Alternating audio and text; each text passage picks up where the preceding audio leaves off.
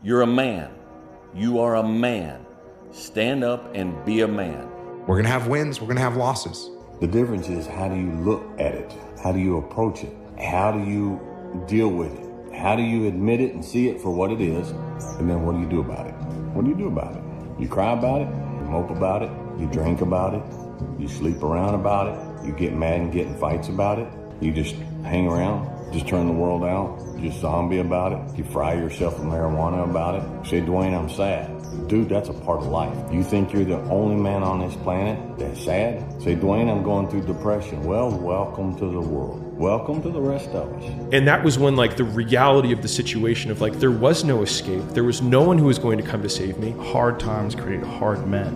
Hard men create soft times. Soft times create soft men. Soft men create hard times. We are now around soft men and hard times. There's a lot of men struggling right now. There's a lot of men, if you know, I talk about it a lot, that if you look at the stats around suicidality in the UK, the thing that's most likely to kill someone between the age of like 18 and 40 is themselves, for a man. Do we really not know what it is to be a good man? And I would go so far as to say to be a good human being, right? Because take responsibility for what you're doing. Take ownership of your life. Go do something that's hard. Go try and accomplish something that's hard. You may win, you may lose, you may succeed, you may fail. I'll tell you what, you'll be better. If you avoid those things that are hard, if you don't accept that challenge, if you don't step up and step into that cold water, and you sit on your couch and eat Doritos, I can tell you this is not a good move. This is not a good move. Don't do that. It seems like, especially with confidence, right, or self-esteem, there's a relationship between confidence and competence. Mm-hmm. So what you're looking to do is try and have what you believe that you can do be ahead of what you can do. Right. Now, you're not looking for it to be delusional. You don't want it to be able to believe that you can do something like fly, right? But you need to have a relationship between the two. But what people are asking for is for their confidence to be so far ahead of their competence or without having even been competent at anything in the beginning. And that's just delusion, that's fantasy. The life you want is on the other side of a few hard conversations, and you're living a life you hate because you're too afraid to have them.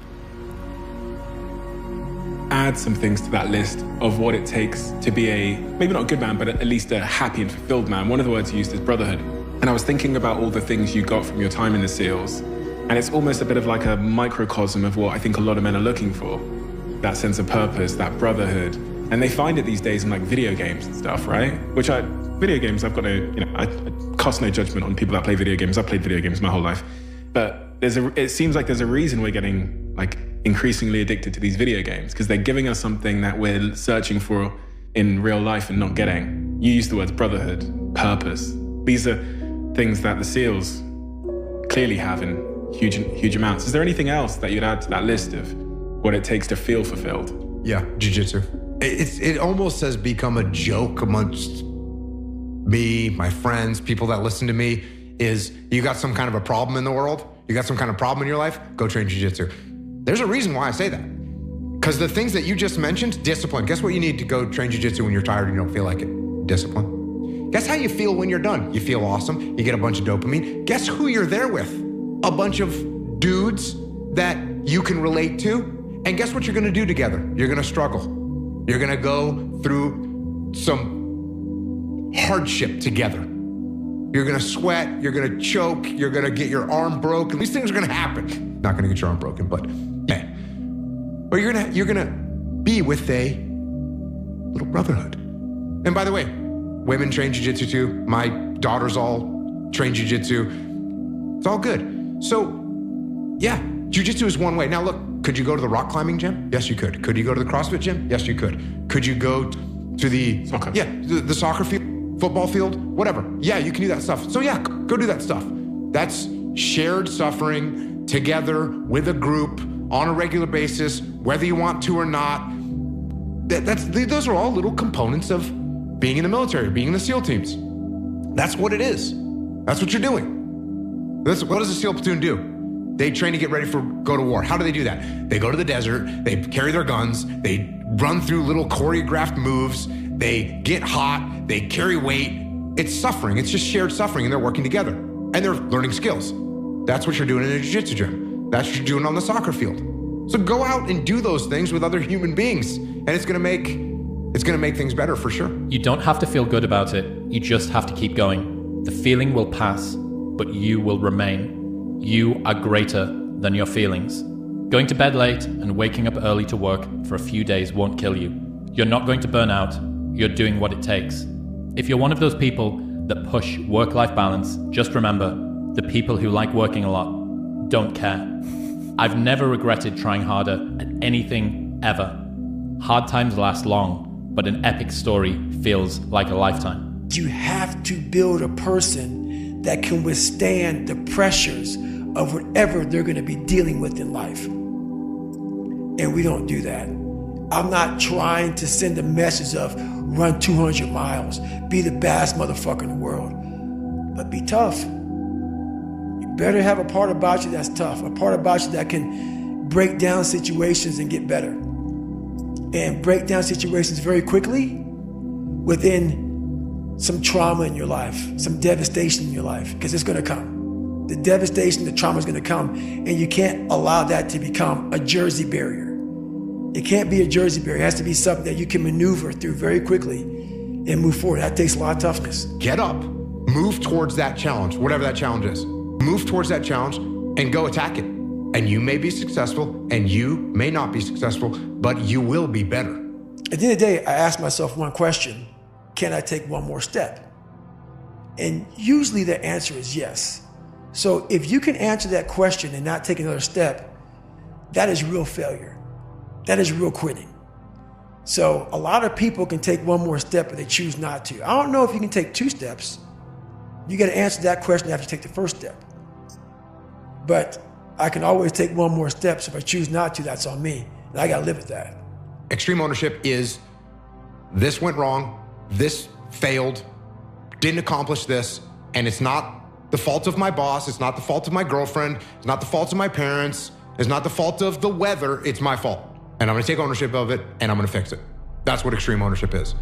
And this is a very difficult thing to do because it hurts. Because when you look around at your life, and you look around at your job, and your financial situation, and your relationship, and your physical health, and when you look at all those things, and all the problems that you may have with those things, and you say, the reason I have all those problems is because of me, that can hurt. That can sting. And a lot of times our ego rejects that and makes excuses and lies. And then we don't have to change anything. And then nothing changes. Well, I believe that you have to build belief. Belief is like, there's an after school special belief where the mom says, believe in yourself, and that's all great, but there's also a built belief. And the built belief is one where you are constantly, like for me, I came from a bad place. How I build belief is through the daunting tasks I put myself through. So that's proof positive that I can. So it correlates. And that's how this piece of shit kid that I once thought I was built belief by saying, I was in 3 Hell Weeks. I went to Ranger School. I tried out for Delta Selection. Undeniable stack of proof. That is proof, motherfucker. So whenever you think you can't, the confidence comes from the thing that you built. You must build belief. You must build confidence. It can't be like, hey, I'm gonna knock that shit out. You gotta look over here and say, I can knock that shit out. It's belief, and it's built on what you put in to yourself. There's a lot of men, if you know, I talk about it a lot, that if you look at the stats around suicidality in the UK, the thing that's most likely to kill someone between the age of like 18 and 40 is themselves, for a man. You know, so men are clearly struggling in some capacity with purpose or meaning or something. So I almost feel like, you know, a lot of these sort of toxic influences of what a man should be have now emerged to offer answers. But I doubt those toxic influences. And I say there's got to be another role model, another sort of blueprint for what it is to show up as a man. Well, I was going to give you I guess it would have been a real cheap answer of, I think it's Marcus Aurelius, is stop discussing what it is to be a man and be one. I was going to walk out of here with that one. I'd be like, pretty good question avoidance there. But there's some merit to that, right? And I was almost thinking like, do we really not know what it is to be a good man. And I would go so far as to say to be a good human being, right? Because when a few years ago, there was these discussions going around about toxic masculinity, right? And you take these traditional masculine traits and people were saying this is toxic masculinity and they're bad. And I wrote a couple articles about it. If you take any trait of a human being and you take it to an extreme, masculine or feminine or otherwise, you take it to an extreme, it's going to be a problem. It doesn't matter what it is. So if you take even a really positive trait like generosity, if you're a super generous person, that's wonderful. Is it possible to be too generous?